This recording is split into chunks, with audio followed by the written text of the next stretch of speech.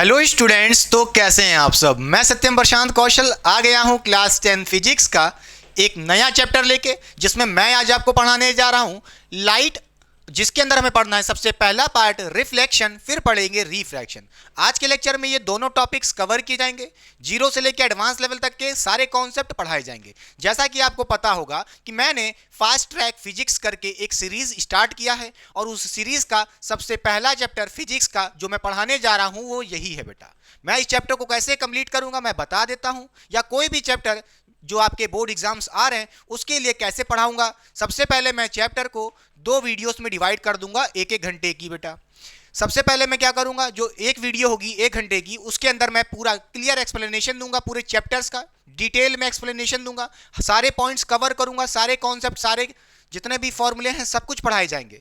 फिर उस पर बेस्ड जितने भी क्वेश्चन, रीजनिंग क्वेश्चन हो गए चाहे न्यूमेरिकल क्वेश्चन हो गए, वो नेक्स्ट लेक्चर में बनेंगे। तो इस तरह हमारी दो वीडियो हो जाएगी एक एक घंटे की बेटा। 2 घंटे में आपके चैप्टर्स टोटल कवर हो जाएगा, एक चैप्टर बेटा। तो चलिए बिना टाइम वेस्ट किए स्टार्ट करते हैं बेटा। आपका वार्म वेलकम करते हैं बिना टाइम वेस्ट किए। आइए सबसे पहले पढ़ते हैं रिफ्लेक्शन क्या होता है। तो ध्यान से देखिए, मैंने डेफिनेशन पहले से ही लिख दी है ताकि जल्दी जल्दी लेक्चर्स कंप्लीट हो सके।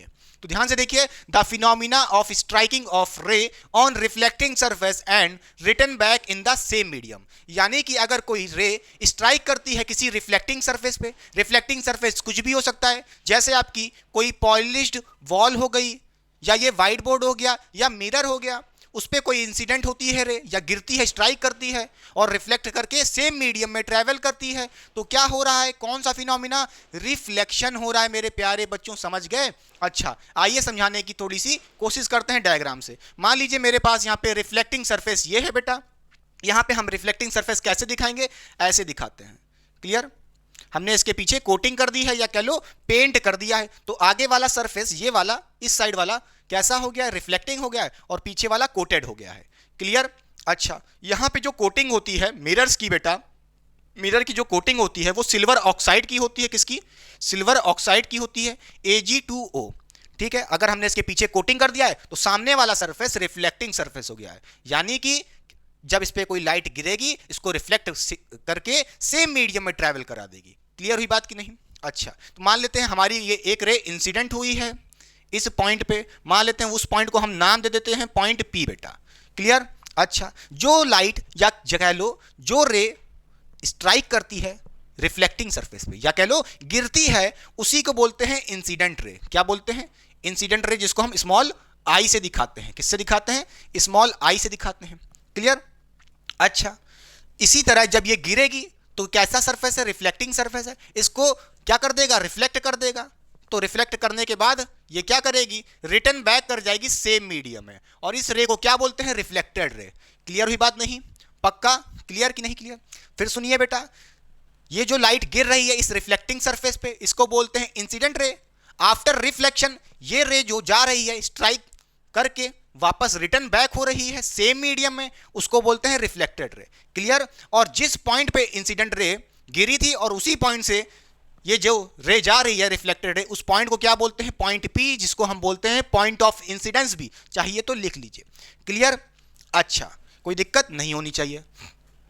एक बात और नोट करिएगा, यहां पे पॉइंट जो आपको P दिख रहा है, पॉइंट ऑफ इंसिडेंस से हम क्या ड्रॉ करते हैं, एक परपेंडिकुलर इमेजिनरी लाइन, जिसको बोलते हैं नॉर्मल रे, जिसको बोलते हैं नॉर्मल रे, यानी कि N से डिनोट करते हैं। कोई दिक्कत नहीं बेटा। अच्छा, एक बात नोट करिएगा नॉर्मल रे क्या होता है, normal ray is the imaginary ray drawn perpendicular to the reflecting surface. ये रिफ्लेक्टिंग सरफेस है, उसके परपेंडिकुलर ड्रॉ कर दिया गया, वही नॉर्मल रे, खत्म बात। क्लियर। अच्छा, एक बात और, जो नॉर्मल रे है और इंसिडेंट रे है उसके बीच का जो एंगल दिख रहा है उसको हम बोलते हैं एंगल आई, यानी कि एंगल ऑफ इंसिडेंस।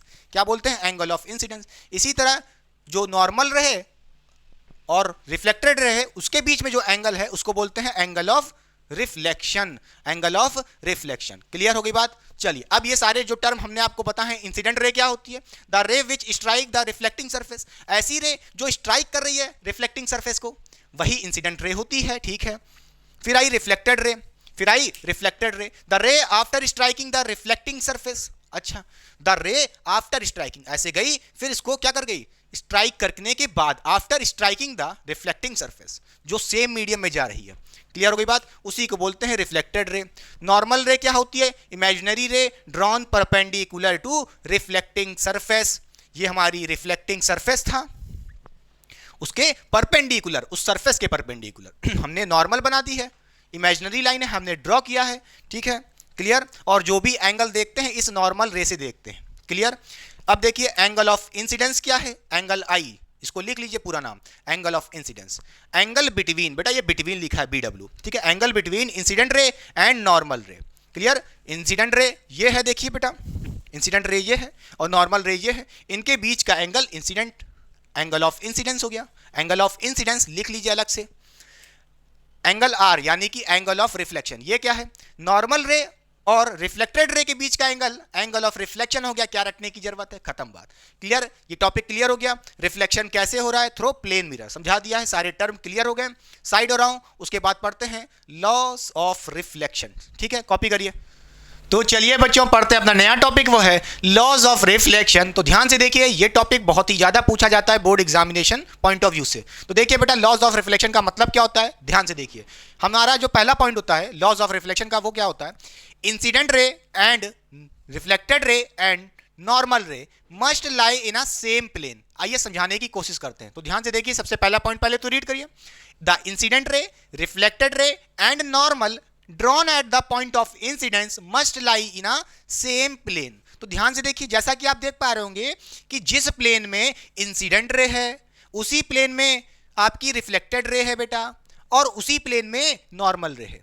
देखिए बेटा, जैसा कि आपको दिख रहा है, ये एक प्लेन है और इसी प्लेन में सारी रेज हैं।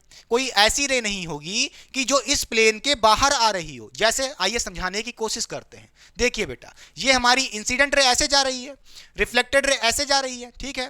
तो जो नॉर्मल रे होगी वो ऐसे नहीं आ रही होगी, कैसे? सेम प्लेन में होगी। कहने का मतलब ये है, ये तीनों रेज सेम प्लेन में है। आइए और अच्छे से समझाते हैं। देखिए फिर से बोलते हैं, incident ray, reflected ray and normal ray must lie in a same plane. यही होता है लॉज ऑफ रिफ्लेक्शन, पहला पॉइंट। तो देखिए, ये हमारी इंसिडेंट रे, ये हमारी रिफ्लेक्टेड रे बेटा, दोनों दिख रही हैं आपको। नॉर्मल रे ऐसे जा रही है, देखिए उसके perpendicular from the point of incidence P से, क्लियर। ऐसा नहीं हो सकता कि एक रे ऐसे जा रही हो, एक रे ऐसे निकल जा रही हो, दो प्लेन में हो, एक बाहर हो उस प्लेन के, नहीं। तीनों raise, incident ray, normal ray और कौन सी?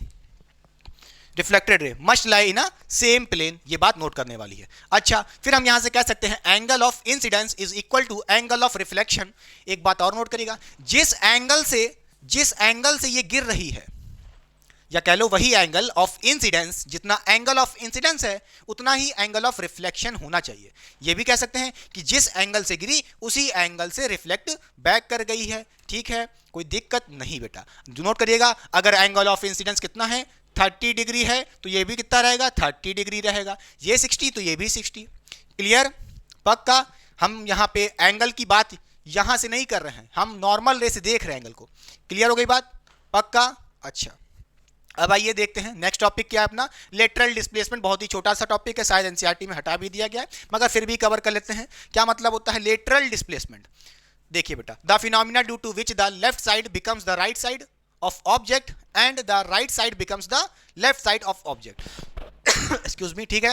एक ऐसा फिनोमिना जिससे लेफ्ट साइड बन जाता है राइट साइड और राइट साइड बन जाता है लेफ्ट साइड। जब आप मिरर में अपनी इमेज देखते हो तो आपका लेफ्ट राइट बन जाता है, राइट लेफ्ट बन जाता है। इसी को बोलते हैं लेटरल डिस्प्लेसमेंट। इसको एक डायग्राम से जरा समझाने की कोशिश करते हैं। देखिए, मान लीजिए ये हमारा रिफ्लेक्टिंग सरफेस है, ठीक है। कोटिंग इसके पीछे मैंने बनाई है, देखिए ऐसे ऐसे कोटिंग दिखा रहे हैं, ठीक है। तो रिफ्लेक्टिंग सरफेस कौन सा होगा? बोलिए, ये वाला होगा, इस साइड वाला। और आपने एक डायग्राम बना दिया, मान लेते ये हमारा क्या है, एक लेटर P है। तो इस P का रिफ्लेक्टेड इमेज क्या बनेगी? इस साइड बनेगी, बिहाइंड द मिरर बेटा। वो कैसी होगी? वो कुछ ऐसे बनेगी, ठीक है। ये देखिए, ये P ऐसे था, ये पलट गया, left becomes right, left becomes right, उसी को बोलते हैं लेटरल डिस्प्लेसमेंट। चलिए कॉपी करिए, फिर पढ़ते हैं अपना नेक्स्ट टॉपिक जल्दी से। तो चलिए बच्चों पढ़ते हैं मिरर क्या होता है और मिरर के क्या टाइप होते हैं। जैसा कि आपको पता है, mirror is the reflecting surface, यानी कि हम कह सकते हैं, मिरर की डेफिनेशन आपसे कोई पूछे बेटा व्हाट इज मिरर, तो कह देना, सीधी सी बात है। क्या है ये? एक रिफ्लेक्टिंग सरफेस है। बोलिए, एक रिफ्लेक्टिंग सरफेस है, सीधी सी बात है।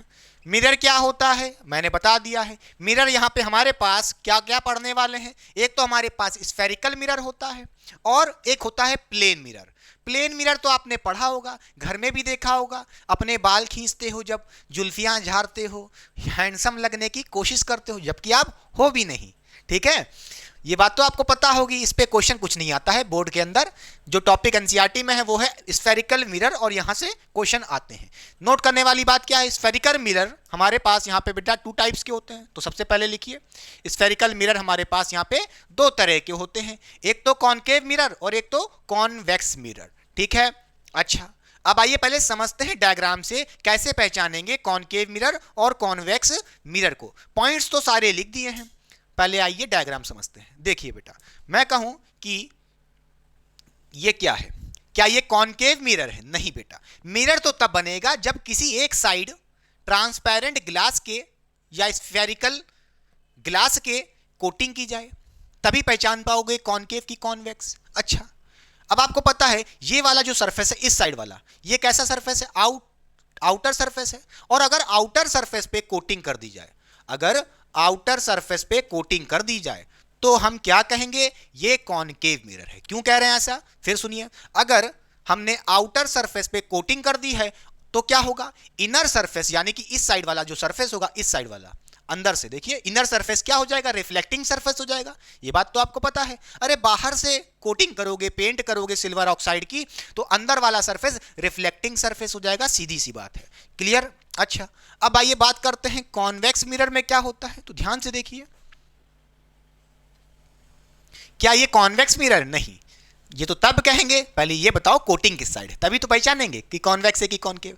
तो जो बेटा कॉन्वेक्स मिरर होता है उस केस में इनर सरफेस में कोटिंग होती है। अब इनर सरफेस कौन सा होगा? भाई ये तो आउटर वाला सरफेस है, ये तो आउटर वाला है। अंदर वाला कौन सा होगा? इनर सरफेस, ये वाला होगा। तो इस बार कॉन्वेक्स के केस में इनर सरफेस में कोटिंग होती है या कह लो पेंटिंग होती है सिल्वर ऑक्साइड की, जिसके वजह से आउटर सरफेस रिफ्लेक्टिंग हो जाएगा इस बार। क्लियर? तो हम कह सकते हैं कि अगर कॉन्वेक्स मिरर की बात करें तो हम इसकी डेफिनेशन क्या लिखेंगे, ये बताइए बेटा। ठीक है, क्या लिखेंगे? हमें पता है आउटर सरफेस क्या होता है, यहाँ पे रिफ्लेक्टिंग सरफेस होता है और इनर सरफेस कोटेड होता है, पेंटेड होता है। क्लियर? इसी का उल्टा कर दो तो कॉनकेव में देखिए क्या था, वहां पे आउटर सरफेस, ये आउटर सरफेस कौन था? कोटेड था। तो इनर सरफेस क्या था? देखिए, इनर सरफेस रिफ्लेक्टिंग सरफेस है। तो बड़े आराम से इसकी डेफिनेशन भी बना के लिख सकते हो लैंग्वेज में। क्या क्या बेटा? हम कह सकते हैं concave mirror is a mirror in which outer surface is coated और painted and inner surface is reflecting. इसी तरह आप इसका भी लिख सकते हो डेफिनेशन। क्या? Convex mirror is the mirror in which the outer surface is reflecting surface and inner surface coated और पेंटेड। सीधी सी बात है। क्लियर? अच्छा, तो यहां से हम कह सकते हैं कि देखिए बेटा, कॉनकेव मिरर में अगर आपने लाइट इस तरफ से डाली तो क्या होगा? ये इसको रिफ्लेक्ट बैक कर देगा, क्योंकि इनर वाला क्या है? रिफ्लेक्टिंग है। इसमें आउटर वाला है, ध्यान से देखिए, आउटर वाला इस साइड से अगर आपने रे डाली तो वापस इसी डायरेक्शन में सेम मीडियम में आ जाएगी, क्योंकि कॉन्वेक्स मिरर है। क्लियर हुई बात की नहीं? आगे बढ़ते हैं, चलिए नेक्स्ट पॉइंट देखिए। अगर बात करें कॉनकेव मिरर की, क्या होता है? कन्वर्जिंग मिरर होता है। कॉनकेव मिरर एक कन्वर्जिंग मिरर है। कैसे होता है सब बताएंगे आगे चल के। अगर हमने कॉनकेव मिरर पे कोई 2 रेज ऐसे डाली पैरेलल, तो क्या हो जाएगा? तो वो क्या करेगा? इनको कन्वर्ज कर देगा, इनको कन्वर्ज कर देगा, पास पास ले आएगा, एक पॉइंट पे मीट करा देगा, तभी इसको हम क्या बोलते हैं? कन्वर्जिंग मिरर बोलते हैं। क्लियर हुई बात की नहीं? अगर बात करें कॉन्वेक्स की तो ये डाइवर्जिंग मिरर होता है। ये क्या करता है? अगर आपने कोई 2 रेज या पैरेलल रेज कोई 2 किस पे डाली? कॉन्वेक्स मिरर पे, तो वो क्या हो जाएंगी? डाइवर्ज हो जाएंगी, फैल जाएंगी। क्लियर? फिर बोलते हैं कॉन्वेक्स मिरर के केस में अगर आपने कोई 2 पैरेलल रेज डाली हैं तो आफ्टर रिफ्लेक्शन वो क्या हो जाएंगी? डाइवर्ज हो जाएंगी, फैल जाएंगी, क्योंकि ये क्या है? एक डाइवर्जिंग मिरर है, सीधी सी बात है। अच्छा, एक बात नोट करिएगा, एक बात नोट करिएगा। क्या? कॉनकेव मिरर, आइए इसका थर्ड पॉइंट पढ़ते हैं। Focus is on left side. Concave mirror के केस में फोकस आपका कहां पे होता है? लेफ्ट साइड पे होता है, यानी कि ये मिरर आपका इसके लेफ्ट साइड यानी कि कहीं यहां पे होता है। कहां पे होता है? आइए दिखाते हैं। अब फोकस क्या होता है? सारे टर्म्स क्लियर की जाएंगे, बस बने रहिए। देखिए बेटा, ये हमारी प्रिंसिपल एक्सिस हो गई। क्लियर? ये हमारा क्या होता है? पोल होता है। इस पोल से लेफ्ट साइड पे रखा होता है कौन? फोकस, एक पॉइंट होता है फोकस, क्लियर। वो कहां पे होता है, कॉनकेव मिरर के केस में लेफ्ट साइड पे होता है, बता दिया, क्लियर। अच्छा, कोई दिक्कत की बात नहीं है, बोलिए हाँ या ना। अच्छा, अब एक बात नोट करिएगा, क्या नोट करिएगा, क्या अगर बात करें कॉन्वेक्स मिरर की तो focus is on right side of the mirror. तो देखिए अगर मैं कहूं ये हमारी क्या है, बोलिए बोलिए, प्रिंसिपल एक्सिस है, ये लाइन कौन सी है, प्रिंसिपल एक्सिस, ये हमारा पोल है, इस मिरर का पोल है, इसमें फोकस कहां पे होगा, बोलिए focus is on right side, तो फोकस आपका कहीं यहां पे होता है, फोकस यहां पे होता है। फोकस क्या होता है, पोल क्या होता है, प्रिंसिपल एक्सिस क्या होती है, सब बताएंगे, बने रहो बस जल्दी जल्दी, क्लियर। अच्छा, एक बात और समझिएगा, एक बात और समझिएगा, क्या क्या समझिएगा, फिर से बताते हैं भैया, ये कन्वर्जिंग मिरर क्यों होता है, देख लीजिए, देख लीजिए बेटा, समझा देते हैं। क्या, अगर आपने इस कॉनकेव मिरर पे कोई दो पैरेलल रे डाली, इंसिडेंट की, देखिए ध्यान से, ऐसे डाली, दो की जगह आप 3-4 बना लेना चाहो तो एक और बना लो, एक और बना लो, तो आफ्टर रिफ्लेक्शन क्या होगा, ये कहां से पास करेंगी, फोकस से पास करेंगी, ठीक है, क्लियर। आफ्टर रिफ्लेक्शन या रिफ्लेक्टेड रे ऐसे जाएंगी और फोकस पे जाएंगी। अब क्या लग रहा है, देखिए आपने दो रेज ऐसे डाली थी, ये कन्वर्ज हो गई, देखिए पास पास आ गई, ऐसे कन्वर्ज हो गई, देखिए ऐसे रेज डाली, कन्वर्ज हो गई फोकस पे, इसीलिए तो कह रहे हैं, इसीलिए तो कह रहे हैं क्या होता है, कन्वर्जिंग मिरर होता है, क्लियर हुई बात कि नहीं। अच्छा अगर हम बात करें कॉन्वेक्स मिरर की तो उस केस में क्या होगा, अगर आपने दो पैरेलल रे ले ली, मान लो, बोलिए यहां से हमने दो पैरेलल रे ली हैं प्रिंसिपल एक्सिस के, देखिए प्रिंसिपल एक्सिस से पैरेलल ली है जैसे यहां ली थी, तो आफ्टर रिफ्लेक्शन क्या होगा, ये डाइवर्ज करनी चाहिए क्योंकि ये डाइवर्जिंग मिरर है, तो आफ्टर रिफ्लेक्शन क्या हो जाएगा बेटा, बोलिए बोलिए, ये डाइवर्ज करेगा, ठीक है, देखिए एक सेकंड, ठीक है, आफ्टर रिफ्लेक्शन, थोड़ा सही से बना लीजिएगा, एनसीईआरटी सामने रखिएगा, देखिए आपने दो रे फेंका ऐसे, तो क्या हो रही है, आफ्टर रिफ्लेक्शन क्या हो रही है, देखिए ऐसे फेंका, ऐसे फेंका, डाइवर्ज हो गई, फैल गई, क्लियर। तो इसीलिए बोलते हैं डाइवर्जिंग मिरर, और इसमें फोकस देखिए कहां है, राइट साइड है, एफ यानी कि फोकस, क्लियर, और यहां पे फोकस लेफ्ट साइड है। अच्छा एक बात और समझिएगा, फोकल लेंथ इज नेगेटिव और इसमें फोकल लेंथ इज पॉजिटिव। अच्छा अब फोकल लेंथ आइए समझाते हैं, देखिए बेटा पोल से लेकर के जो डिस्टेंस होता है, पोल और फोकस के बीच का डिस्टेंस क्या होता है, फोकल लेंथ होता है, ठीक है। तो देखिए अगर मैं बात करूं कॉनकेव मिरर की, तो देखिए पोल ये है, हमारा पोल ये है, और आप देखेंगे ध्यान से पोल से लेकर के फोकस तक ये डिस्टेंस लेफ्ट साइड जा रहा है, बोलिए ये डिस्टेंस कहां जा रहा है, लेफ्ट साइड तक, पोल से लेकर के डिस्टेंस फोकस, बोलिए पोल से लेकर के फोकस तक का डिस्टेंस किस साइड है, लेफ्ट साइड बन रहा है, लेफ्ट साइड, तो इसलिए हम क्या ले रहे हैं, फोकल लेंथ को नेगेटिव ले रहे हैं क्योंकि लेफ्ट साइड है, इसलिए इसकी फोकल लेंथ नेगेटिव होती है। इसमें देखिए पोल से लेकर के फोकस तक का डिस्टेंस क्या होता है, फोकल लेंथ होता है, और इसमें राइट साइड बन रहा है, देखिए इस मिरर के राइट साइड हो रहा है तो उसको पॉजिटिव, क्लियर, पॉजिटिव है, तो इसलिए हम क्या बोल रहे हैं, बोलिए क्या बोल रहे हैं, ये हमारा फोकल लेंथ है, इसलिए हमारी यहां पे फोकल लेंथ पॉजिटिव मिल रही है, क्लियर, समझ गए। एक बात समझिएगा, मिरर के लेफ्ट साइड चीज क्या होती है, नेगेटिव, राइट साइड पॉजिटिव, इसी तरह इधर भी लेफ्ट साइड नेगेटिव, इस साइड वाली चीजें नेगेटिव, इस साइड वाली पॉजिटिव, खत्म बात, सारी बातें क्लियर कर दी हैं, आई होप। बोलिए कॉपी करिए, साइड हो रहा हूं, फिर नेक्स्ट टॉपिक पढ़ते हैं।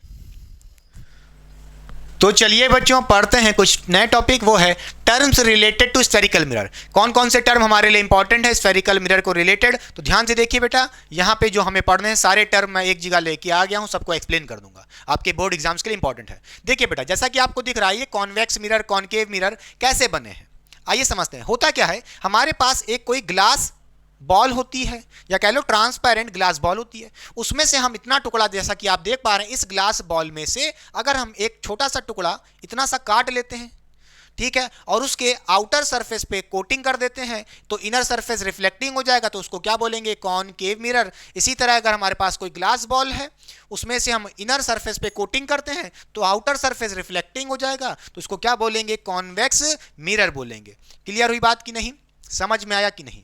आइए समझते हैं सारे पॉइंट्स बेटा। जो आपको स्ट्रेट लाइन दिख रही है, इसी तरह यहां भी एक स्ट्रेट लाइन दिख रही है, इसको बोलते हैं प्रिंसिपल एक्सिस। इसको क्या बोलते हैं हम लोग, बोलिए जल्दी से बोलिए, प्रिंसिपल एक्सिस, क्लियर,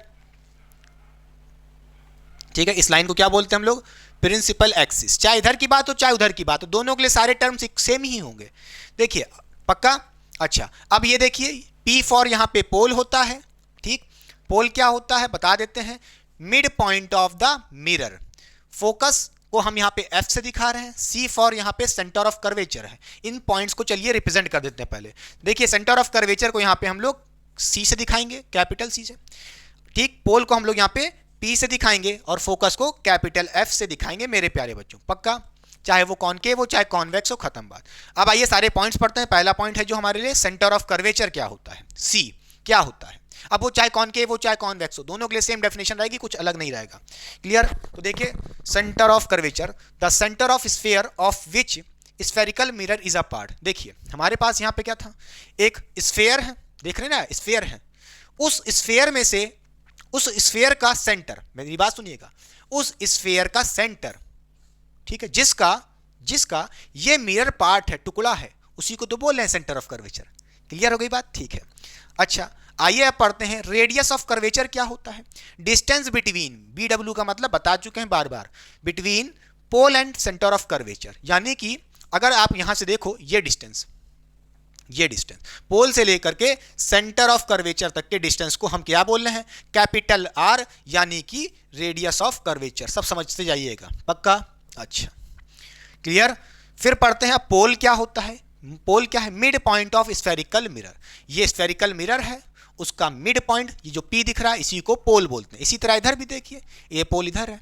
क्लियर। अच्छा इसको हम P से रिप्रेजेंट करते हैं। फोकस क्या होता है, ध्यान से देखिएगा, इस पॉइंट को या फोकस को आप अच्छे से सब समझ पाएंगे थोड़ा और आगे, मगर समझाने की कोशिश करते हैं। If a incident ray parallel to principal axis after reflection it meet और emerge from a point focus, ठीक है, from a point called focus. देखिए बेटा फोकस एक ऐसा पॉइंट है, अगर कोई रे आपकी पैरेलल है प्रिंसिपल एक्सिस की, ये प्रिंसिपल एक्सिस, उसके पैरेलल है कोई रे, आपने ले ली इंसिडेंट रे, तो वो एक पॉइंट से पास करती है, बोलिए मीट करते हुए जाती है, इस फोकस पॉइंट से मीट करते हुए जाती है, और उसी पॉइंट को बोलते हैं फोकस।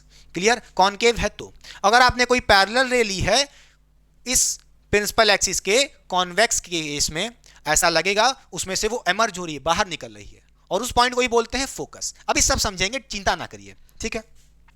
क्लियर। देखिए प्रिंसिपल एक्सिस क्या होता है, straight line passing through pole and centre of curvature. Straight line passing from कहां से, pole and centre of curvature. इसी तरह इधर भी यही है, ठीक। क्लियर। अच्छा फोकल लेंथ क्या होती है, distance between focus and pole of the mirror. अच्छा भाई देखिए पोल हमारा ये है, फोकस हमारा ये है, ये डिस्टेंस जो आपको दिख रहा है, देखिए फोकल लेंथ बोलते हैं, कहां से, पोल से लेकर के फोकस तक का। इसी तरह इधर देखिए बेटा, बोलिए, इसी तरह ये आपका क्या हो गया, पोल हो गया, फोकस ये है आपका, वहां तक के डिस्टेंस को फोकल लेंथ बोलते हैं। देखिए इसमें फोकस लेफ्ट साइड था तो फोकल लेंथ किधर हो रही है, लेफ्ट साइड बन रही है, तो इसलिए नेगेटिव थी किस केस में, कॉनकेव में। इसमें देखिए पोल के राइट साइड है, भाई मिरर के देखिए राइट साइड है फोकस, तो पॉजिटिव डिस्टेंस होगा ना, तो इसलिए पॉजिटिव फोकस होती है, ये तो मैंने पहले ही बताया था। क्लियर हुई बात की नहीं, पक्का। अच्छा इसी तरह रेडियस ऑफ कर्वेचर कहाँ होगा, कॉन्वेक्स मिरर में बेटा, पोल से लेकर के सेंटर ऑफ कर्वेचर तक के डिस्टेंस को कैपिटल R यानी कि रेडियस ऑफ कर्वेचर बोलते हैं, खत्म बात। क्लियर, पक्का, समझ गए, ठीक है। फिर बता रहे हैं कॉनकेव के लिए फोकल लेंथ नेगेटिव रखते हैं वैल्यू, और कॉन्वेक्स के लिए पॉजिटिव। साइड रहा हूं, कॉपी करिए, फिर आगे नया टॉपिक पढ़ते हैं। तो चलिए बच्चों पढ़ते हैं relation between focal length and radius of curvature. यहां पे हमारे पास फोकल लेंथ और रेडियस ऑफ कर्वेचर के बीच में क्या रिलेशन होता है, आइए ध्यान से देखते हैं। तो हम कह सकते हैं यहां से क्या रिलेशन होता है, R यानी कि रेडियस ऑफ कर्वेचर क्या होता है, डबल ऑफ फोकल लेंथ होता है बेटा। क्लियर। F यहाँ पे क्या है, फोकल लेंथ। अगर हमें रेडियस ऑफ कर्वेचर निकालना है, फोकल लेंथ गिवन है, तो भैया फोकल लेंथ का डबल कर दो, तो वही रेडियस ऑफ कर्वेचर होता है। या आप ये कह सकते हो कि अगर आपको फोकल लेंथ निकालनी है तो क्या करोगे, रेडियस ऑफ कर्वेचर को 2 से डिवाइड कर दोगे। भाई इस 2 को नीचे भेज दोगे तो फोकल लेंथ कितना आ जाएगा, बोलिए, R/2 आ जाएगा। क्लियर। यहां से आप फोकल लेंथ निकाल सकते हो। अब ये जो फॉर्मूला है R = 2F, ये फॉर्मूला कहां से आया है, इसको डराइव करना आपके बोर्ड के एग्जाम्स के लिए वेरी इंपॉर्टेंट है बेटा, क्या पता आ जाए। तो उसके लिए आप क्या करना है, एक कॉनकेव मिरर बना लेना। आपको पता है पोल से लेकर के फोकस तक का डिस्टेंस फोकल लेंथ होता है, जिसको हम स्मॉल f से दिखा रहे हैं, और पोल से लेकर के सेंटर ऑफ कर्वेचर तक का डिस्टेंस क्या होता है, कैपिटल आर, यानी कि रेडियस ऑफ कर्वेचर। इनके बीच में रिलेशन ये होता है, ये रिलेशन कहां से आया, आइए देखते हैं। ठीक है, एक बात नोट करिएगा, यहां पे जो आपको एक लाइन दिख रही है सीपी, क्या दिख रही है, लाइन सीपी, उस लाइन सीपी का मिड पॉइंट कौन है, फोकस है। एक बात नोट करिएगा कि पोल से लेकर के सेंटर ऑफ कर्वेचर तक के जो मिड पॉइंट होता है वो फोकस होता है बेटा। Focus is the mid point of centre of curvature and pole. Clear? तो यहां से हम कह सकते हैं क्या कि जो आपका फोकस है क्या है, मिड पॉइंट ऑफ, क्या कह सकते हैं बोलिए, सीपी। सीपी का मिड पॉइंट है बेटा, इसमें कोई दिक्कत नहीं होनी चाहिए। अच्छा, अगर फोकस या कह लो ये एफ मिड पॉइंट है तो क्या होगा, इसका मतलब ये है एफ पी किसके बराबर होगा, सी एफ के बराबर। ये बात तो क्लियर है। तो यहां से हम कह सकते हैं बोलिए C F equals to F P होगा, इसमें कोई दिक्कत नहीं बेटा। अच्छा, अगर मैं आपसे बात करूं इस सीपी लाइन की, ये सीपी लाइन किसके बराबर होगी बोलिए, इस सीपी की वैल्यू किसके बराबर होगी, आप बताइए, C F plus F P, इसी के तो बराबर होगी। तो आप कहोगे C F plus F P बेटा, ऐड कर लिया। अरे भाई F P plus C F करोगे तो क्या मिलेगा, सीपी मिलेगा, बड़ी लाइन। ठीक है, अब यहाँ पे आपको पता है सी एफ किसके बराबर है, एफ पी के बराबर है, तो रिप्लेस कर दो। तो यहाँ से कह सकते हैं सी पी इक्वल्स टू क्या हो जाएगा, सी एफ की जगह आप क्या लिख दीजिए बेटा, एफ पी, क्योंकि एफ पी किसके बराबर है, सी एफ के बराबर है। तो सी एफ की जगह क्या लिख सकते हैं बोलिए, एफ पी लिख सकते हैं, फिर प्लस एफ पी एक और है। ठीक है, तो सी पी इक्वल्स टू कितना आ जाएगा, 2FP आ जाएगा। क्लियर? क्या आ जाएगा, 2FP आ जाएगा। अब देखिए फिर यहां से हम क्या कहेंगे, अब देखिए ध्यान से, सीपी क्या है, सीपी हमारा क्या है, ये डिस्टेंस पोल से लेके सेंटर ऑफ कर्वेचर तक, और उसी को तो बोलते हैं रेडियस ऑफ कर्वेचर यानी कि आर। तो सीपी को हम आर से रिप्लेस कर दिए। इसी तरह 2 इंटू एफ पी क्या है भाई, यही हमारा focal length, small F. Clear हुई बात कि नहीं, समझ में आया कि नहीं बोलिए बेटा। आई होप आपने अंडरस्टैंड किया होगा। ये रिलेशन का डेरिवेशन हो गया। आप कॉनकेव मिरर की जगह कॉन्वेक्स मिरर भी ले सकते थे। तो चलिए कॉपी करिए, फिर पढ़ते हैं कुछ रूल फॉर द रे डायग्राम।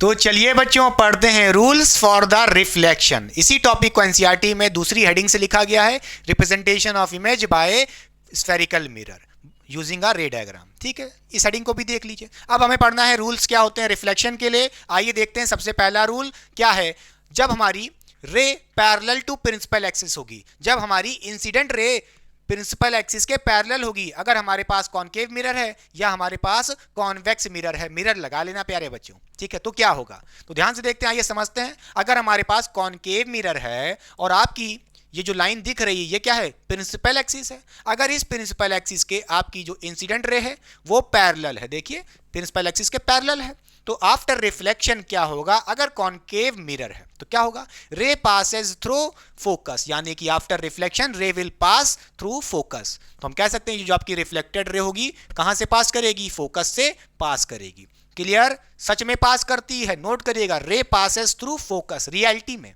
मगर अगर हमारे पास कॉन्वेक्स मिरर है, ठीक है बेटा, और आपने प्रिंसिपल एक्सिस के क्या लिया है बोलिए, अगर आपने प्रिंसिपल एक्सिस के पैरेलल इंसिडेंट रे ली है तो क्या होगा, कॉन्वेक्स के केस में ray appear to emerge, ray appear to emerge from focus, ऐसा लगेगा, अपीयर होगा, रियलिटी में नहीं। क्लियर?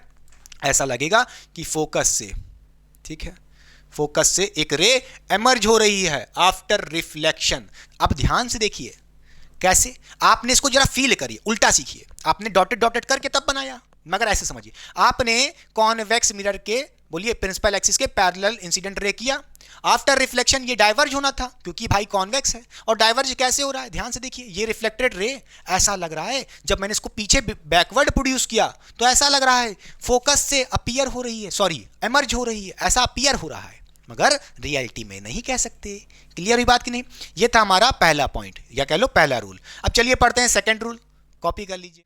तो चलिए बच्चों पढ़ते हैं सेकंड रूल क्या होता है रिफ्लेक्शन का। ध्यान से देखिए, a ray passing through focus, अगर कोई रे फोकस से पास कर रही है तो क्या हो जाएगी, जैसे पहले देखे थे अभी हमने रूल नंबर 1 में, अगर कोई रे पैरेलल है प्रिंसिपल एक्सिस के तो फोकस से पास करेगी, ये आपने देखा था।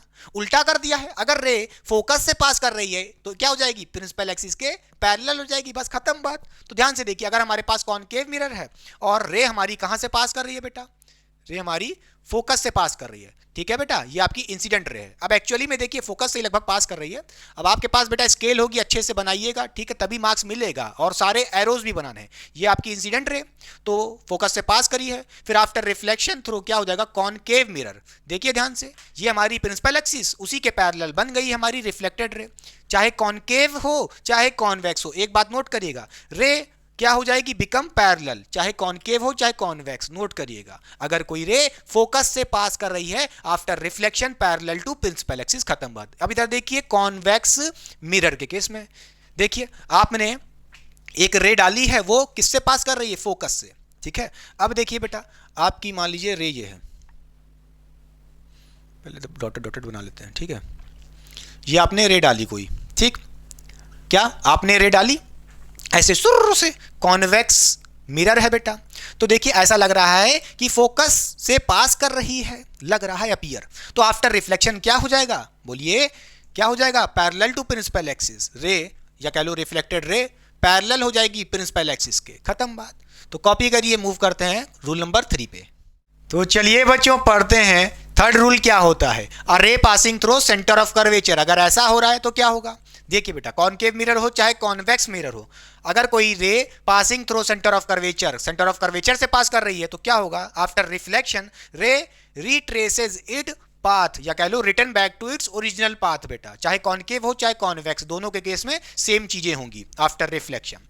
तो ध्यान से देखिए, अगर हमारी रे सेंटर ऑफ कर्वेचर से पास कर रही है कॉनकेव के केस में, तो मान लीजिए ये हमारी इंसिडेंट रे जो कि पास की है किससे, सेंटर ऑफ कर्वेचर से, तो आफ्टर रिफ्लेक्शन क्या होगा, अपने पाथ को रिट्रेस करेगी, ऐसे गई फिर वापस इसी पाथ पे वापस आ जाएगी, return backs to its original path, concave हो गया।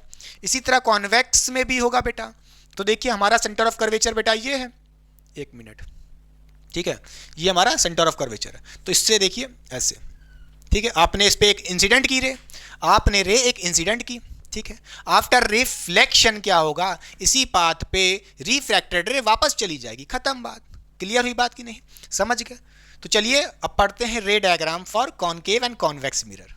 तो चलिए बच्चों पढ़ते हैं फोर्थ रूल क्या है, आइए ध्यान से देखिए। A ray obliquely passing through principal axis, अगर कोई रे ऑब्लिकली गिर रही है प्रिंसिपल एक्सिस पे तो क्या होगा, चाहे कॉनकेव हो चाहे कॉन्वेक्स। आइए देखते हैं, ऑब्लिक का मतलब है कुछ तिरछा गिर रही है, कुछ एंगल बनाते हुए गिर रही है प्रिंसिपल एक्सिस से। ध्यान से देखिए, ये हमारी प्रिंसिपल एक्सिस है, तो जो हमारी इंसिडेंट रे होगी वो ये होगी बेटा, इस प्रिंसिपल एक्सिस से कुछ एंगल बना के गिर रही है। तो नोट करिएगा, जिस एंगल से गिर रही है सेम एंगल से वो क्या हो जाएगी, बाहर निकल जाएगी। ये हमारी इंसिडेंट रे, जिस एंगल आई यानी कि एंगल ऑफ इंसिडेंस से गिरी होगी वो किसके बराबर होगा, एंगल ऑफ आर के बराबर, यानी कि एंगल ऑफ रिफ्लेक्शन। क्लियर हो गई, जिस एंगल से गिरी थी उसी एंगल से रिफ्लेक्ट हो जाएगी, खत्म बात। इसी तरह इधर भी बेटा ऐसे गिरी किसी एंगल से ऑब्लिकली, कैसी गिरी, कुछ तिरछा गिर रही है, ध्यान से देखिए ऑब्लिकली, तो क्या होगा, आफ्टर रिफ्लेक्शन क्या होगा, रिफ्लेक्टेड रे जो होगी वो कितना एंगल बनाएगी बेटा, मान लेते हैं आर बनाएगी। और नोट करने वाली बात क्या है कि एंगल आई बराबर होगा एंगल आर के, इसका मतलब है जिस एंगल से गिरी थी उसी एंगल से बाहर आ रही होगी, सीधी सी बात है, चाहे कॉनकेव चाहे कॉन्वेक्स। तो चलिए पढ़ते हैं image formation by concave mirror. तो चलिए बच्चों पढ़ते हैं image formation by concave mirror. Concave mirror के थ्रू इमेज का फॉर्मेशन कैसे होता है, आइए देखते हैं। इसके डिफरेंट डिफरेंट केसेस होंगे। देखिए हमारा सबसे पहला केस है when object placed at infinity. इसका मतलब ये है कि अगर हमारा ये कॉनकेव मिरर है तो इससे हमारा ऑब्जेक्ट बहुत दूर की डिस्टेंस पे रखा है। इन्फिनिटी का मतलब ये है। अब एक बात नोट करके कहीं लिख लीजिएगा मेरे प्यारे बच्चों, रे डायग्राम बनाने के लिए हमें दो इंसिडेंट रे लेनी होती हैं ऑब्जेक्ट से निकाल के। हमें ऑब्जेक्ट से दो इंसिडेंट रे चाहिए होती हैं फॉर इमेज फॉर्मेशन। क्लियर। और इमेज कहां पे बनती है, जहां पे रिफ्लेक्टेड रे इंटरसेक्ट करती हैं। फिर बोलते हैं हमें रे डायग्राम कंप्लीट करने के लिए मिनिमम कम से कम दो रेज लेनी होती हैं, या कह लो दो इंसिडेंट रे चाहिए होती हैं। और आफ्टर रिफ्लेक्शन जिस पॉइंट पे रिफ्लेक्टेड रे क्या करेंगी, मीट करेंगी, इंटरसेक्ट करेंगी, उसी पॉइंट पे इमेज का फॉर्मेशन होता है। नोट करिएगा मेरे प्यारे बच्चों। क्लियर, क्लियर हुई बात कि नहीं। तो चलिए देखते हैं सबसे पहला केस, जब आपका ऑब्जेक्ट इस मिरर से बहुत दूर पे रखा है, इन्फिनिटी पे। इन्फिनिटी का मतलब बहुत डिस्टेंस पे रखा है। मान लेते हैं ये हमारा एक ऑब्जेक्ट है, ठीक है, ये हमारा एक ए बी नाम का एक ऑब्जेक्ट है। अगर आपका ऑब्जेक्ट इस मिरर से बहुत दूर पे रखा है, कहाँ पे रखा है, इन्फिनिटी का साइन है ये बेटा, बहुत दूर पे रखा है, तो देखिए जब भी कोई ऑब्जेक्ट दूर पे रखा होगा, बहुत इन्फिनिटी पे रखा होगा, तो उससे जो इंसिडेंट रे हम लोग लेते हैं वो पैरेलल लेते हैं। भाई इन्फिनिटी इतनी दूर से आ रही है तो हम मान लेते हैं कि ये पैरेलल रेज निकल रही होंगी, ठीक है। तो इस ऑब्जेक्ट से हम एक पैरेलल रे इसके हेड से ऐसे इंसिडेंट रे ले लिए, एक इंसिडेंट रे ये ले लिए, और इसके बॉटम से एक ले लिए इंसिडेंट रे, ठीक है। क्लियर। हमने क्या कहा था, ऑब्जेक्ट से दो कम से कम इंसिडेंट रे चाहिए ताकि रिफ्लेक्शन या कह लो इमेज का फॉर्मेशन हो सके। क्लियर। अच्छा, जब ये रे जैसा कि आप देख पा रहे हैं, ये अगर हमारी प्रिंसिपल एक्सिस है तो ऊपर वाली जो इंसिडेंट रे है ये कैसी है, पैरेलल है इसके। पैरेलल होगी तो मैंने आपसे कहा था कहाँ से पास करेगी, फोकस से पास करेगी आफ्टर रिफ्लेक्शन, ये आपकी रिफ्लेक्टेड रे। इसी तरह अगर ये भी हमारी पैरेलल रे है तो ये भी कहाँ से पास करेगी, फोकस से पास करेगी आफ्टर रिफ्लेक्शन। और जिस पॉइंट पे जैसा कि आप देख पा रहे हैं आपकी इमेज कहाँ पे फॉर्म हुई है, इस पॉइंट F पे बनी है, क्योंकि इंटरसेक्शन ऑफ रिफ्लेक्शन या कह लो रिफ्लेक्टेड रे यहीं पे हुआ है। क्लियर। जहां पे आफ्टर रिफ्लेक्शन दो रेज मीट करेंगी, इंटरसेक्ट करेंगी, उसी पॉइंट पे इमेज बनती है। तो यहां पे आपसे तीन तरह के सवाल पूछे जाते हैं बेटा। POI यानी कि पोजीशन ऑफ इमेज क्या होगा, कहां पे बन रही है इमेज, फोकस पे बन रही है। साइज ऑफ इमेज, खुद सोचिए बेटा, भाई साइज इतना था ऑब्जेक्ट का, बहुत दूर की डिस्टेंस पे रखा था, इतना बड़ा ऑब्जेक्ट, और एक पॉइंट बना है, देखिए एक पॉइंट साइज बना है, एकदम पॉइंट पे बनी है इमेज। इसका मतलब क्या है, हाईली डिमिनिश्ड। हाईली डिमिनिश्ड जब ब्रैकेट में लिख लो, पॉइंट साइज, दोनों का मतलब एक है। क्लियर। अब आइए पढ़ते हैं NOI, नेचर ऑफ इमेज। इसका मतलब है NOI का मतलब नेचर ऑफ इमेज कैसा है, इसका इमेज का जो बनी है उसका नेचर कैसा है, रियल है। अच्छा, रियल क्यों है, नोट करिएगा, कोई भी इमेज रियल तब होती है जब वो एक्चुअली इंटरसेक्ट करती है, जब हमारी कोई दो रेज, जब दो रिफ्लेक्टेड रेज एक्चुअली में रियलिटी में इंटरसेक्ट कर रही हैं। देखिए एक दूसरे को काट दी हैं इस पॉइंट F पे बेटा, काटने की वजह से या इंटरसेक्शन रियलिटी में हुआ है, इसीलिए कह रहे हैं रियल इमेज। और इन्वर्टेड है, ठीक है, यानी कि इमेज उल्टी बनी है। क्लियर। अच्छा, अब आइए पढ़ते हैं second case, when object is placed beyond centre of curvature, यानी कि अभी आपका ऑब्जेक्ट सेंटर ऑफ कर्वेचर तो छोड़ो, इस मिरर से बहुत दूर पे रखा था।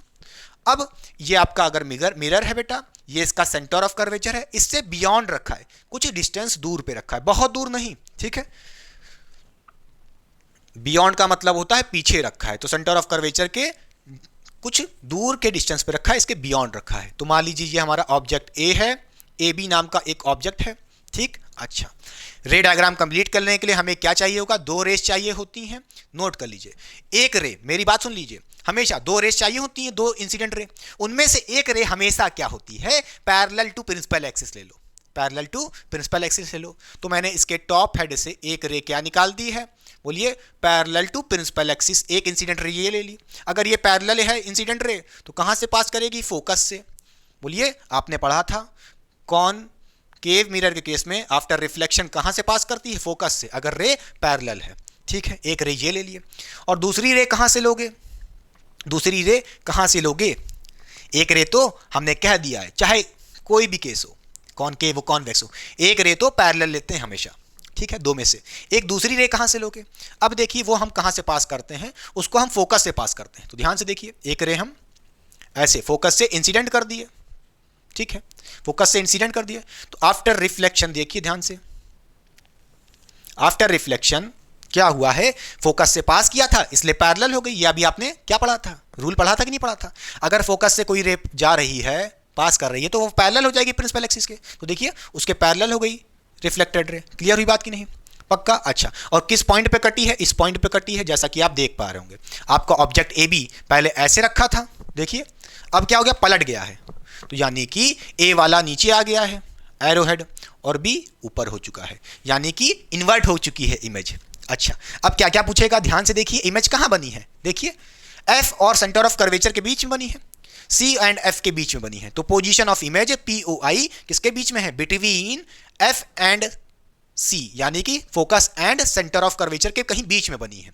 क्लियर। अच्छा, अब देखिए साइज कैसा होगा, SOI कैसा होगा, डिमिनिश्ड होगा। डिमिनिश्ड मतलब छोटा बना है, यहाँ पे हाईली डिमिनिश्ड था, बहुत छोटी इमेज, और यहाँ पे छोटी सी इमेज बनी। ऑब्जेक्ट ए बी इतना था, उसका पुद्दू सा बना है छोटा सा इमेज।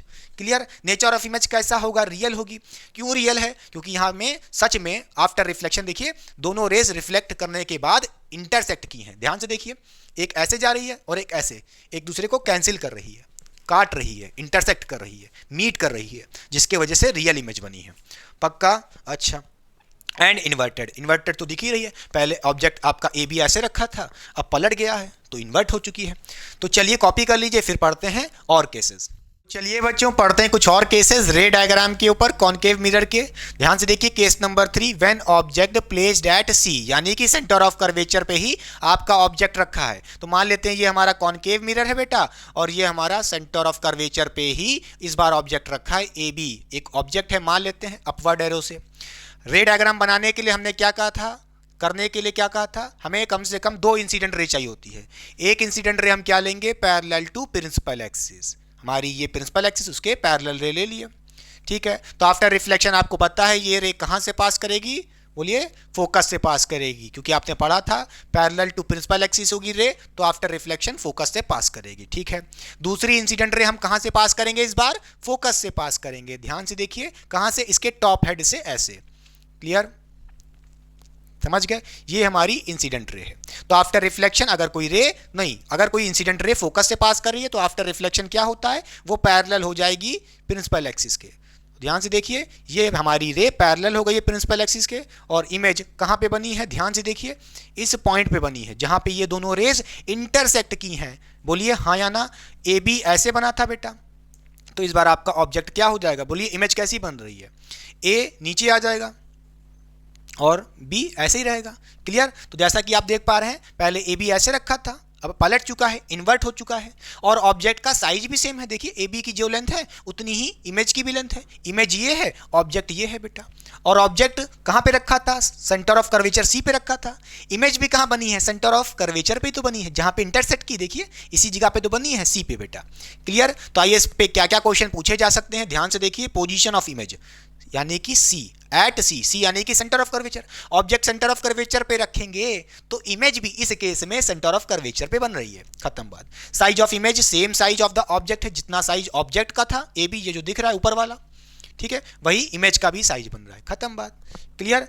रियल इन्वर्टेड है क्योंकि यहाँ पे सच में इंटरसेक्शन हो रहा है और जो ऑब्जेक्ट है उसकी उल्टी इमेज बन रही है। खत्म बात, इसलिए इन्वर्टेड बोल रहे हैं। क्लियर। अब देखिए ये हमारा कॉनकेव मिरर है। सेकंड केस यानी कि फोर्थ केस देखते हैं अपना। When object placed between C and F, centre of curvature और फोकस के बीच में रखा है। सी और एफ के कहीं बीच में अपना ऑब्जेक्ट रखा है। ठीक है, मान लेते हैं कहीं पे रखा। अब एकदम बीच में मत सोचो, कहीं पे भी बीच में मान लो। मैं मान लेता हूं यहां पे, चलो ये हमारा एक ऑब्जेक्ट है ए बी बेटा। क्लियर। अच्छा, ऑब्जेक्ट ए बी बना है, ठीक है, इन दोनों के कहीं बीच में मान लिया। एक रे क्या करनी है, हमेशा पैरेलल टू प्रिंसिपल एक्सिस। कुछ टेढ़ी मेढ़ी गई है क्या, चलो वाइट बोर्ड है, डिजिटल बोर्ड तो है नहीं, कुछ ना कुछ तो कमी होगी बेटा। हमने एक रे पैरेलल ले ली प्रिंसिपल एक्सिस के, तो कहां से वो पास करेगी, फोकस से पास करेगी बेटा आफ्टर रिफ्लेक्शन, ये आपने पढ़ा था। फिर दूसरी रे कहां से पास करेंगे हम, वो भी हम इसके टॉप हेड से फोकस से डालेंगे। दूसरी रे भी हमारी क्या होगी, बोलिए फोकस से पास करेगी। दूसरी रे भी हमारी फोकस से पास करेगी। तो कोई रे फोकस से पास करती है तो क्या होती है, बोलिए parallel to principal axis, parallel to principal axis. देखिए आपका इमेज कहाँ बनी है, देखिए जिस जगह पे कटी है दोनों रिफ्लेक्टेड रे, देखिए इंसिडेंट रे ये दोनों थी, फिर आफ्टर रिफ्लेक्शन एक ऐसे आई और एक ऐसे आई बेटा। तो इस पॉइंट पे कटी है जहां पे देख पा रहे हैं आप। ऑब्जेक्ट ए बी ऐसे रखा था, इमेज कैसे बन रही है, देखिए ए नीचे आ गया और बी ऊपर है।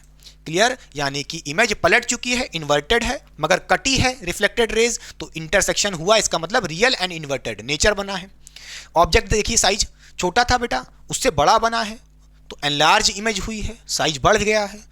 और पोजीशन कहाँ है, सेंटर ऑफ कर्वेचर के देखिए इस साइड बना है। अब एक्चुअली में देखिए और किनारे बनता, मगर भैया स्केल से थोड़ी ना बना रहा है। सेंटर ऑफ कर्वेचर के देखिए इस साइड बन रहा है, थोड़ा लेफ्ट साइड या कह लो बियॉन्ड बन रहा है। तो पोजीशन ऑफ इमेज कहाँ पे है, beyond centre of curvature. SOI यानी कि साइज ऑफ इमेज एनलार्ज हो चुकी है, बढ़ गई है साइज। नेचर कैसा है, रियल इन्वर्टेड। तो चलिए कॉपी कर लीजिए, फिर पढ़ते हैं और केस। तो चलिए बच्चों पढ़ते हैं कुछ और केसेस, ध्यान से देखिए। Case number 5, when object placed at focus. आपका ऑब्जेक्ट फोकस पे रखा है तो क्या होगा, आइए देखते हैं। अपने ऑब्जेक्ट को फोकस पे रख दीजिए। तो मैंने अपने ऑब्जेक्ट को ऐसे अपवर्ड एरो से दिखा दिया है। मान लेते हैं ये इसका ए पॉइंट होगा, ठीक है, और ये हमारा इसका बी पॉइंट होगा। ये हमारा ऑब्जेक्ट रखा है फोकस के ऊपर। अब इमेज बनाने के लिए, रे डायग्राम करने के लिए 2 रेस चाहिए होती हैं। एक रे तो मैंने आपसे बोला था हमेशा क्या लेना है, parallel to principal axis incident ray. तो पैरेलल होगी तो क्या होगा, आफ्टर रिफ्लेक्शन फोकस से पास करेगी ऐसे सीधे। क्लियर? अच्छा, अब दूसरी रे कहां से लें, सबसे बड़ी दिक्कत, आइए समझिए। अब दूसरी रे हम कहां से लेंगे, सेंटर ऑफ कर्वेचर से पास करेंगे। दूसरी इंसिडेंट रे हम ऐसे पास करेंगे, ध्यान से देखिए, अपने सेंटर ऑफ कर्वेचर से पास करेंगे ऐसे। ये हमारी इंसिडेंट रे है, ऐसे गई इंसिडेंट रे, एकदम सीधी गई। इस ऑब्जेक्ट के टॉप हेड को टच करती हुई हमने एक क्या ले ली, इंसिडेंट रे ले ली है। कोई दिक्कत नहीं बेटा।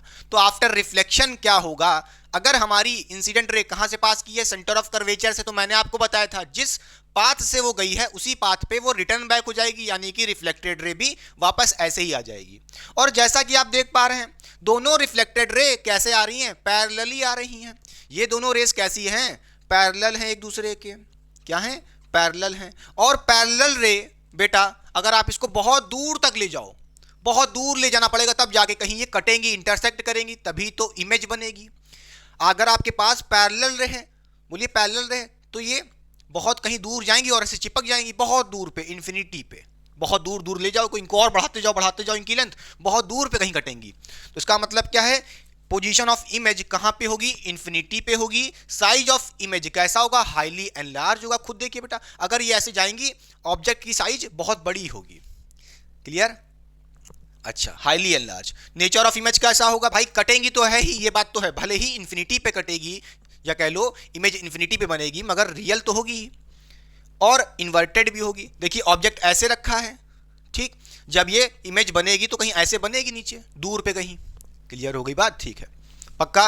ये बहुत इंपॉर्टेंट केस है, देख लीजिए, बोर्ड में पूछे जाने वाला सबसे इंपॉर्टेंट केस है ये। और केस नंबर 5 बेटा, ये तो सबसे ज्यादा इंपॉर्टेंट है। केस नंबर 6, सॉरी, कौन सा है, केस नंबर 6, ठीक है।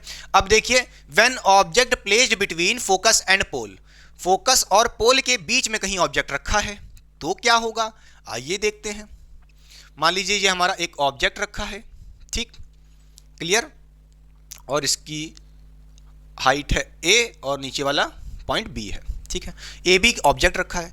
रे डायग्राम कंप्लीट करने के लिए मैंने आपसे कहा था क्या चाहिए, एक तो पैरेलल रे चाहिए, बोलिए, एक तो parallel axis, sorry principal axis के पैरेलल ले लेंगे।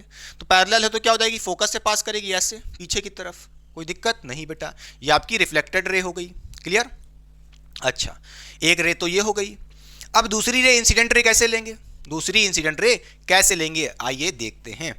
इसको हमें ऐसे लेना पड़ेगा। देखिए ये हमारा ए था, अब देखिए इसको हमें सेंटर ऑफ कर्वेचर से लेना होगा, और ध्यान से ये जाएगी, ठीक है, ऐसे लिया। अच्छा, बोलिए, ऐसे लेंगे और फिर वापस उसी पाथ पे वापस आ जाएगी, इसी पाथ पे वापस आ जाएगी, क्योंकि सेंटर ऑफ कर्वेचर से इंसिडेंट रे पास कर रही है तो अपने पाथ को रिट्रेस करेगी। बोलिए समझ में आ रहा है कि नहीं आ रहा है? ठीक है। अब देखिए ये हो गई रिफ्लेक्टेड रे। अब देखिए ये ऐसे फैल रही है, देखिए ये पैरेलल रे नहीं है, ऐसे फैल गई है। अगर ये ऐसे होती तो कट सकती थी, या पैरेलल होती तब भी दूर पे जाके कहीं कटती, मगर ये तो मुंह फैलाई हुई है, ऐसे जाएगी, ऐसे फैल जाएगी, तो कहाँ इंटरसेक्ट करेगी, नहीं करेगी। तो क्या इमेज बनेगी, नहीं बनेगी। मगर कैसे बनेगी, आइए देखिए बेटा। इसके लिए हमें क्या करना पड़ेगा, इस रे को देखिए, इसको हमें थोड़ा पीछे की तरफ शिफ्ट करना पड़ेगा, बैकवर्ड।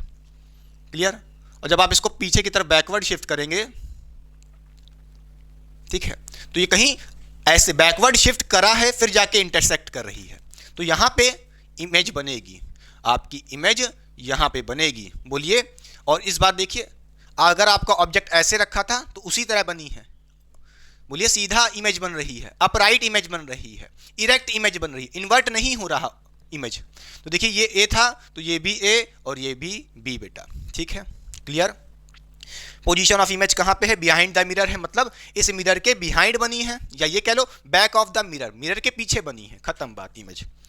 साइज ऑफ इमेज कैसी है, एनलार्ज है। देखिए ऑब्जेक्ट इतना पिद्दू सा था और बहुत बड़ा हो गया साइज इमेज का, ठीक है। नेचर ऑफ इमेज आइए देखते हैं, बहुत इंपॉर्टेंट। अब बन रही है वर्चुअल, वर्चुअल मतलब झूठी इमेज। अभी तक आपने देखा था जितने केसेस थे 1 से लेके 5 तक के जितने केसेस थे सब में बेटा क्या था, बोलिए रियल इमेज मिल रही थी, मगर यहां पे वर्चुअल इमेज बन रही है। बोलिए क्यों बन रही है, क्योंकि देखिए एक्चुअली में सच में ये अपने आप खुद से इंटरसेक्ट नहीं कर रही है। अगर ये जाके इंटरसेक्ट करती खुद से, जैसा आपने देखा यहां पे भी कर सकती है, और आपने अभी तक देखा सच में रियलिटी में इंटरसेक्शन हो रहा था, मगर यहां पे हमें क्या करना पड़ रहा है, इंटरसेक्ट नहीं कर रही है, तो इंटरसेक्ट जबरदस्ती करा रहे हैं, इस रेज को बैकवर्ड शिफ्ट करके अपने आप खुद करा रहे हैं। तो इसीलिए कह रहे हैं सच में इंटरसेक्शन नहीं हुआ है, हमने बैकवर्ड शिफ्ट करके रेस को प्रोड्यूस किया है, फिर जाके वो इंटरसेक्ट की है, तभी कह रहे हैं वर्चुअल इमेज बन रही है। ठीक है, क्लियर। और इरेक्ट बन रही है। देखिए ऑब्जेक्ट ए बी ऐसे रखा था तो ए बी ऐसे है, पलट नहीं रहा है, समझ गए। तो नोट करिएगा ये 6th वाला केस वेरी इंपॉर्टेंट है और 5 वाला केस भी बहुत ही इंपॉर्टेंट है। 1 से लेके 5 तक के जितने केस देखे, रियल इन्वर्टेड इमेज बनती है कॉनकेव मिरर में, मगर बोलिए कॉनकेव मिरर में, मगर कॉनकेव मिरर के 6th वाले केस में वर्चुअल और इरेक्ट बनती है। नोट करिएगा ये बातें, कोई दिक्कत नहीं बेटा। रियल इमेज वो इमेज होती है which can be taken on screen, virtual image is the image which can not be taken on screen. ये पहला डिफरेंस हो गया।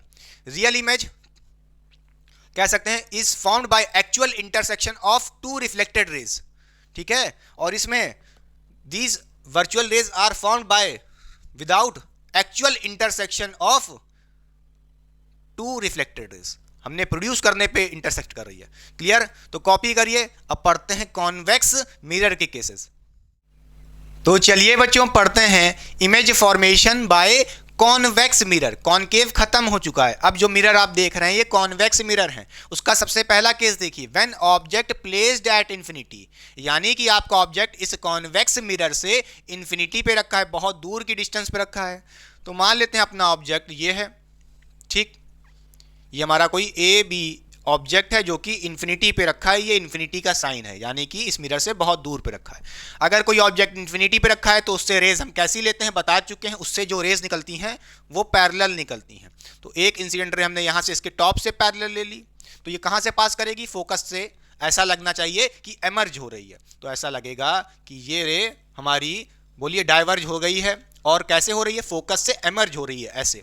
क्लियर। अच्छा, इसी तरह अगर हम यहाँ से एक इंसिडेंट रे पैरेलल लेंगे, क्लियर, तो ये भी डाइवर्ज हो जाएगी ऐसे। कैसे, ऐसा लगेगा कि देखिए ये डाइवर्ज हो गई, ऐसे गई थी डाइवर्ज हो गई, फैल गई है, ऐसे गई फैल गई। क्लियर हुई बात की नहीं, मगर लगेगा कैसा कि फोकस से निकल रही है। देखिए ऐसा लग रहा है ये फोकस से जा रही है, एमर्ज हो रही है। इसी तरह ये भी, अभी आपने देखा था ना पहले रूल्स, ठीक है। अच्छा, तो जब हम इन दोनों रेस को देखिए, इन दोनों रिफ्लेक्टेड रेस को जो ऐसे आ रही हैं, इसको जब पीछे की तरफ देखिए, डॉटेड डॉटेड बनाए ब्रोकन लाइंस में, तो किस पॉइंट पे कट रही हैं, और जिस पॉइंट पे पीछे बैकवर्ड शिफ्ट करने पे कटेंगी वहीं पे इमेज बनेगी। तो इसका मतलब क्या है कि हमारी position of image behind the mirror है, इस मिरर के बिहाइंड है, और कहाँ पे है, फोकस पे है। क्लियर। साइज ऑफ इमेज कैसा होगा, डिमिनिश्ड होगा। देखिए एक पॉइंट पे इमेज बन रही है। क्लियर। नेचर ऑफ इमेज कैसा होगा, नोट करिए। चाहे हमारे देखिए हमारे पास कॉन्वेक्स मिरर के 2 केसेस हैं, सिर्फ 2 केसेस होते हैं, एक ये और एक ये। कॉन्वेक्स मिरर से सिर्फ और सिर्फ क्या बनती है, वर्चुअल एंड इरेक्ट इमेज हमेशा। क्लियर। और कॉनकेव मिरर में सिर्फ आपने देखा था लास्ट वाले केस में, 6th केस में, जब आपने फोकस और पोल के बीच में रखा था तभी वर्चुअल एंड इरेक्ट बन रही थी, वरना उसमें रियल एंड इन्वर्टेड बन रही थी अदर केसेस में। क्लियर, समझ के। अब आइए देखते हैं सेकंड केस। अच्छा, वर्चुअल है क्यों, क्योंकि आपने पीछे की तरफ शिफ्ट किया तब जाके इंटरसेक्ट किया, खुद से नहीं हुआ है, इसीलिए इंटरसेक्शन नहीं हो रहा है। आपने पीछे की तरफ इंटरसेक्शन किया है बैकवर्ड शिफ्ट करके, तभी कह रहे हैं वर्चुअल इमेज बन रही है, रियल नहीं है। ठीक है। इरेक्ट है, इरेक्ट यानी कि सीधी इमेज बनी है, या कह लो ब्रैकेट में अपराइट। क्लियर। अब इधर देखिए second case, when object placed between infinity and focus, sorry infinity and P यानी कि पोल। बेटा यहाँ पे आपका जो ऑब्जेक्ट था दिखाने के लिए तो पास में दिखाए हैं, क्योंकि भाई इतनी जगह है व्हाइट बोर्ड में। ये ऑब्जेक्ट कहाँ पे रखा हुआ, बहुत दूर पे, ठीक है। तो हमने अपने ऑब्जेक्ट को इस पोल से, मान लीजिए हमारा पोल है बेटा, इस पोल के कहीं आसपास रखा है, बोलिए, place between infinity and pole, यानी कि आसपास कहीं रखा है पोल के। क्लियर? तो मान लेते हैं ये हमारा ऑब्जेक्ट है, ठीक है, ए बी नाम का एक ऑब्जेक्ट है। ठीक, हमें क्या करना है, सबसे पहले एक पैरेलल ले लेनी है जो कि इंसिडेंट करानी होगी मिरर के ऊपर, पैरेलल रे। आफ्टर रिफ्लेक्शन क्या होगा, ये कहाँ से पास करेंगी मेरे प्यारे बच्चों, बोलिए, एमर्ज करेंगी, पास नहीं करेंगी, ऐसा लगेगा ये फोकस से एमर्ज कर रही हैं, बोलिए, ऐसे एमर्ज कर रही हैं, बोलिए, ऐसा लगेगा ये फोकस से, बोलिए, ऐसे एमर्ज हो रही है। देखिए ध्यान से, रिफ्लेक्ट होने के बाद ऐसे गई, ऐसे चली गई, कैसे, फोकस से लग रहा है एमर्ज हो रही है। क्लियर बात? क्लियर? पक्का समझे? अच्छा, एक बात और नोट करिएगा आप, ये तो हो गया, अब कैसे लेंगे, फोकस से भाई पैरेलल ले लिए तो फोकस से एमर्ज हो रही है, अब दूसरी रे कहाँ से लें, दूसरी रे कहाँ से लें, दूसरी रे हम क्या करते हैं, सेंटर ऑफ कर्वेचर से लेते हैं। क्या लेते हैं? सेंटर ऑफ कर्वेचर से। क्लियर? देखिए, तो सबसे पहले हमें क्या करना पड़ेगा, इसके टॉप हेड से सेंटर ऑफ कर्वेचर तक, स्केल तो है नहीं हमारे पास, अब तो अंदाजे चलेगा। देखिए ये हो गया ऐसे, देखिए, ठीक है, क्लियर? देखिए हमने ऐसे इंसिडेंट रे कराई, यही रिफ्लेक्ट होके बैक अपने सेम पाथ पे आ जाएगी, क्योंकि कहाँ से लिए हो, सेंटर ऑफ कर्वेचर में जा रही है, तो अपने पाथ को रिट्रेस करेगी, ऐसे गई वापस अपने पाथ पे रिफ्लेक्ट बैक हो गई। क्लियर? और पीछे की तरफ डॉटेड डॉटेड दिखा दिया। क्लियर? अब देखिए इमेज कहाँ पे बनी है, यहाँ पे बनी है आपकी इमेज, किसके बीच में, पोल एंड फोकस के बीच में, और ऑब्जेक्ट का साइज पहले बहुत बड़ा था, इमेज देखिए छोटी हो चुकी है, डिमिनिश हो चुकी है। क्लियर? तो देखिए पोजीशन ऑफ इमेज कहाँ है, बिहाइंड मिरर है और पोल एंड फोकस के कहीं बीच में बन रही है। क्लियर? साइज ऑफ इमेज कैसी है, डिमिनिश्ड है, छोटी सी बनी है। ठीक है, देखिए ए बी ऐसी थी, सॉरी ये इन्वर्ट नहीं होगी, गलती से इरेक्ट बनेगी ना, सीधी इमेज बनेगी, तो ऐसे ही होगी। ठीक है, जैसे अपवर्ड एरो था वैसे ही बनेगी। ठीक है, बट डिमिनिश्ड है। फिर कैसी है, नेचर ऑफ इमेज वर्चुअल है, क्योंकि आपने पीछे की तरफ बैकवर्ड शिफ्ट किया है इन रेस को, तब जाके इमेज, बोलिए, इंटरसेक्ट की है रे, फिर जाके इमेज बनी है, इसलिए वर्चुअल हो गया। इरेक्ट है, क्योंकि देखिए ऑब्जेक्ट ऐसे रखा था, फिर भी इमेज भी ऐसी रखा है। क्लियर? यानी कि सीधी इमेज बनी है। तो ये था पूरा कॉन्वेक्स लेंस का। नोट करिएगा, कॉन्वेक्स लेंस के दोनों केस इंपॉर्टेंट है, क्योंकि यहीं पे वर्चुअल और सारे खेल हो रहे हैं। क्लियर? और कॉनकेव का लास्ट वाले 2, 5 और 6 केसेस। ठीक है, तो चलिए अब पढ़ते हैं नेक्स्ट टॉपिक। चलिए बच्चों पढ़ते हैं मिरर्स के ऊपर सबसे इंपॉर्टेंट टॉपिक्स, क्योंकि सारे न्यूमेरिकल्स मिरर के अंदर यहीं से बनेंगे। तो सबसे पहला फॉर्मूला है वो है मिरर फॉर्मूला, जो कि होता है 1/f = 1/v + 1/u। नोट करिएगा, ये फॉर्मूला हमें विथ साइन कन्वेंशन लगाना है, यानी कि साइन को नजर रख के कि पॉजिटिव वैल्यू रखनी है कि नेगेटिव वैल्यू कब रखनी है। सबसे बड़ी दिक्कत यहीं पे होती है, आंख बंद करके बस वैल्यू समझ जाते हैं बच्चे, रख देते हैं। नहीं, सबसे पहले आपको यहाँ पे साइन कन्वेंशन लगा करके साइन के साथ वैल्यूज को रखना होगा, सबसे इंपॉर्टेंट बात किसी भी फॉर्मूले में। आइए बात करते हैं टर्म्स की। एफ यहाँ पे क्या होता है, फोकल लेंथ होता है, और फोकल लेंथ की वैल्यू पॉजिटिव रखेंगे अगर आपके पास कॉन्वेक्स मिरर है। जैसे आपसे कह दे आपके पास कोई कॉन्वेक्स मिरर है, उसकी फोकल लेंथ 10 है, तो आप फोकल लेंथ पॉजिटिव रखेंगे यहाँ पे 10। ठीक है, अगर देखिए इसी तरह अगर आप फोकल लेंथ की वैल्यू नेगेटिव है, ये कब होगी, जब कॉनकेव मिरर होगा। आपसे कह दे कि अगर आपके पास कॉनकेव मिरर है, उसकी फोकल लेंथ 10 है, तो आप अपने आप समझ के कि कॉनकेव मिरर है, इसलिए आप क्या रखोगे, नेगेटिव 10 रखोगे, -10 रखोगे फोकल लेंथ की वैल्यू। क्लियर? यानी कि साइन के साथ रखना है। आइए पढ़ते हैं वी क्या होता है। वी हमारा यहाँ पे distance of image from the mirror, यानी कि इमेज कितनी डिस्टेंस पे बनी है फ्रॉम द मिरर। मान लीजिए मिरर ये है और इमेज यहां बन रही है, तो ये डिस्टेंस को ही बोलते हैं क्या, distance of image from the mirror, उसी को वी से बोलते हैं। क्लियर? इसको भी साइन कन्वेंशन के साथ रखना होगा, बताते हैं कैसे। पहले पढ़िए व्यू, यू क्या है। यू है distance of object from the mirror, mirror से कितनी डिस्टेंस पे रखा है ऑब्जेक्ट। ठीक है, अच्छा समझ गया, क्लियर हो गई बात। अच्छा इधर देखिए, मान लीजिए हमारा ये एक मिरर है बेटा, अब कहोगे ये तो प्लेन मिरर है। अरे भैया मान लो कॉन्वेक्स कॉनकेव है, मैंने बनाने को ऐसे बना लिया है, समझ गए, ये कॉनकेव भी हो सकता है, कॉन्वेक्स भी हो सकता है, बस आपको देखना क्या है, साइन कन्वेंशन। ध्यान से देखिए, मान लीजिए आपका ऑब्जेक्ट ये है बेटा, आपका ऑब्जेक्ट ओ यहां पे रखा है, तो इस मिरर से कितनी डिस्टेंस पे रखा है। जब भी आपने देखा था आपका ऑब्जेक्ट कहां पे रखा होता था, मिरर के हमेशा ज्यादातर लेफ्ट साइड में रखा होता था, जितने केसेस आपने देखे। अच्छा लेफ्ट साइड में रखा है, तो जो आपका डिस्टेंस होगा, ये डिस्टेंस, ये जो आपका डिस्टेंस होगा, ये आप नेगेटिव लोगे, ये डिस्टेंस आप नेगेटिव लोगे। क्लियर हो गई बात कि नहीं? बोलिए, ये डिस्टेंस आप नेगेटिव लोगे, और होना भी चाहिए, क्योंकि आपने देखा था मिरर से जो चीज़ लेफ्ट में रखी है वो चीज़ नेगेटिव लेनी, खत्म बात। जो चीज़ राइट में बनेगी उसकी वैल्यू, उसकी डिस्टेंस पॉजिटिव लेंगे, खत्म बात। मान लीजिए आपकी इमेज कहाँ पे बनी है, यहाँ पे बन रही है क्या, फिर से बनाते हैं थोड़ा सही से, ठीक है। मिरर के इस साइड वाला डिस्टेंस क्या लोगे, नेगेटिव लोगे, और इस साइड वाला डिस्टेंस क्या लोगे, बोलिए पॉजिटिव लोगे। समझ गए, क्लियर। अब वो चाहे डिस्टेंस ऑफ इमेज हो चाहे डिस्टेंस ऑफ ऑब्जेक्ट हो, सारी बातों को नोट करिएगा। अगर आपका ऑब्जेक्ट यहां पे रखा है, इसका मतलब डिस्टेंस ऑफ ऑब्जेक्ट यू कैसा लोगे, नेगेटिव लोगे, क्योंकि लेफ्ट साइड है, खत्म बात। इसमें कॉन्वेक्स कॉन्केव नहीं देखना है, बस समझ गए। अगर राइट साइड इमेज बन रही है तो पॉजिटिव लोगे v की वैल्यू, लेफ्ट साइड बन रही है इमेज तो v की वैल्यू नेगेटिव लोगे, क्योंकि लेफ्ट साइड रखा है। ऐसे देखो ना, जैसे स्केल पे देखते थे, इस साइड नेगेटिव इस साइड पॉजिटिव, खत्म बात, क्लियर। अच्छा, पक्का समझ गए। अच्छा, अब इधर देखिए मैग्निफिकेशन। भाई मिरर का मैग्निफिकेशन कितना मैग्नीफाई कर सकता है, उसकी वैल्यू कैसे निकालेंगे। देखिए m की जो वैल्यू होती है वो क्या होती है, -v/u होती है, -v/u होती है, ठीक है। और एक और फॉर्मूला होता है क्या, m = hi/ho। v/u तो पता ही होगा, माइनस ना भूलिएगा, ब्रैकेट के बाहर है, भूलिएगा नहीं। यहां पे भी विद साइन कन्वेंशन, साइन के साथ रखना है v और u की वैल्यू, ठीक है। अच्छा, अब इधर देखिए m = hi/ho। hi क्या है, हाइट ऑफ इमेज कह लो या साइज ऑफ ऑब्जेक्ट कह लो, कोई दिक्कत, बोलिए। ho क्या है, हाइट ऑफ या कह लो साइज ऑफ ऑब्जेक्ट, खत्म बात। इसी तरह कह सकते हैं hi क्या है, हाइट या कह लो साइज ऑफ इमेज। अच्छा, ध्यान से देखिए, ध्यान से देखिए, अगर हम आपसे पूछें कि ये हमारा मिरर है, ठीक है, अगर आपका साइज, साइज या कह लो हाइट बेटा, ये आपका ऑब्जेक्ट है बेटा, तो ये जो हाइट होगी ये आप कैसी रखोगे, पॉजिटिव रखोगे, क्योंकि देखिए अरे भाई अपवर्ड चीज क्या होती है, पॉजिटिव होती है, खत्म बात। चाहे इधर इमेज बन रही है, इमेज कैसी है, इरेक्ट बन रही होगी तो कैसी लोगे, यहाँ पे भी पॉजिटिव लोगे, खत्म बात।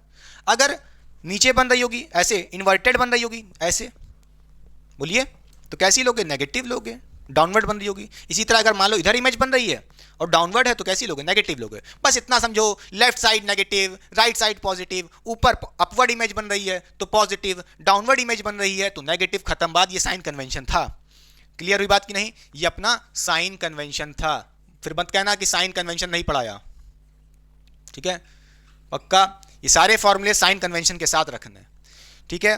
तो साइड हो रहा हूं, पहले कॉपी करिए। तो बच्चों एक चीज और देखिए, ध्यान से, कुछ छूट गया था तो फिर से कंटिन्यू करते हैं, ध्यान से देखिएगा। अब देखिए m की वैल्यू यानी कि मैग्निफिकेशन, पावर ऑफ मैग्निफिकेशन के हिसाब से हम क्या क्या प्रेडिक्ट कर सकते हैं। ये मैग्निफिकेशन से हमें क्या क्या पता चलेगा, ध्यान से देखिए।